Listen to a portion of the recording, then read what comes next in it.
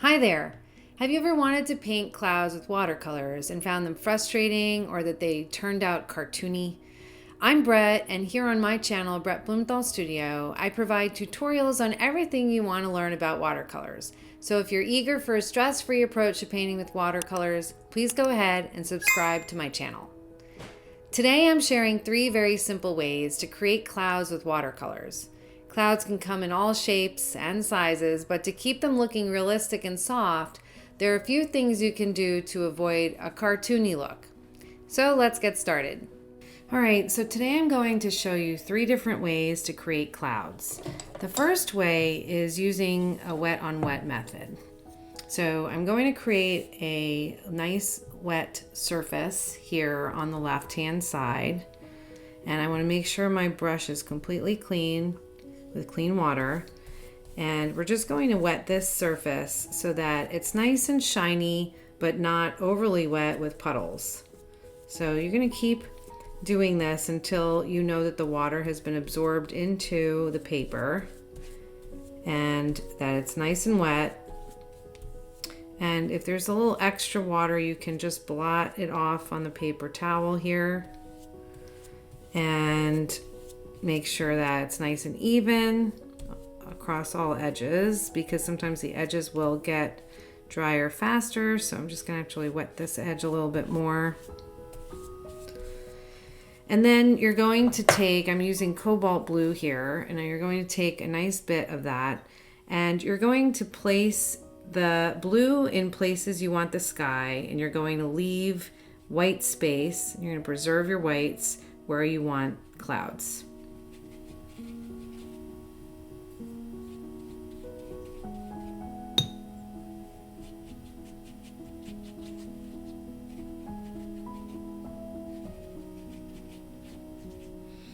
And you're literally going to just let it dry and do its own thing.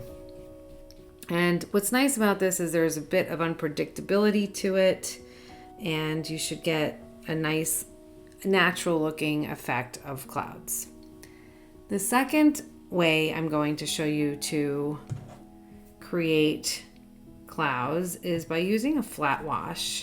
So I'm going to get a nice amount of blue on this paintbrush, and I'm going to create a flat wash in this square here. You just want a nice even blue across the whole entire area. I'm going to add a little bit more. And I like to go in both directions so that you don't have any obvious streaks. And then using potentially tissue paper, you can use cotton balls, you can use sponges.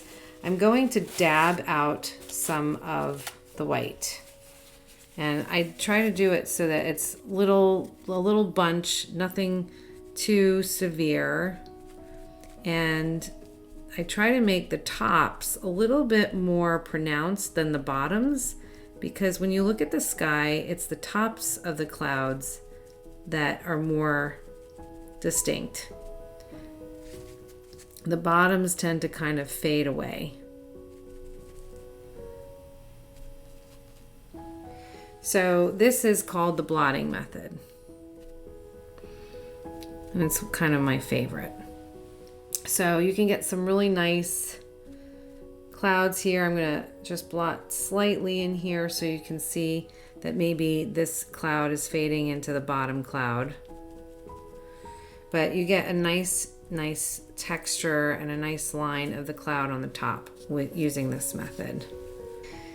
The third version of this is kind of a combination of both, but you're just using your brushes. So we're going to create a nice flat wash again.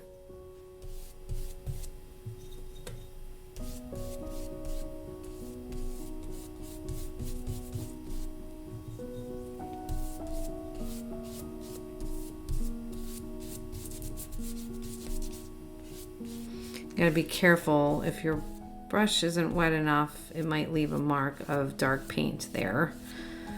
So I did that.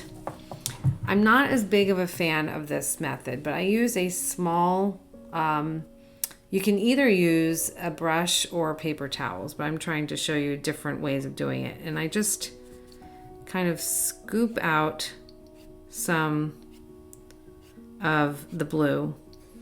And you want to keep your brush nice and clean and dry to create wisps. I have another brush that I'm actually going to use here to make it a little bigger of a scoop.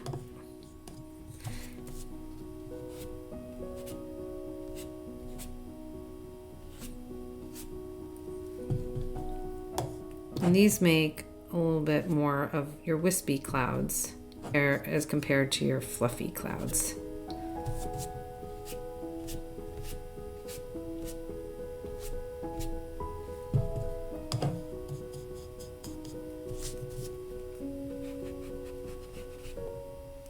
You have to be careful because sometimes your brush can wear the paper a little bit, especially when it's so wet. So just texturizing lightly around some of those more severe brush strokes will help soften it.